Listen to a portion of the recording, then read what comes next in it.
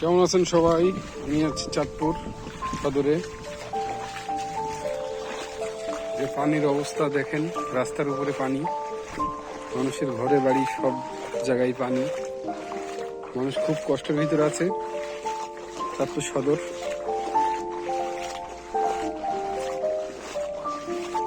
বন্যা, পানি দিন দিন বাড়ছে। এই যে পানির স্রোত আসতেছে।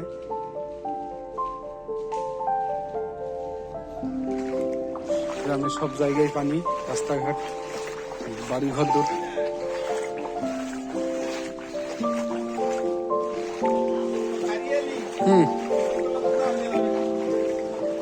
হায়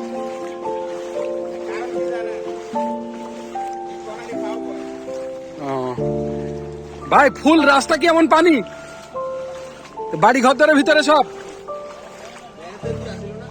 হাই হাই, সব পানি আর পানি। এই যে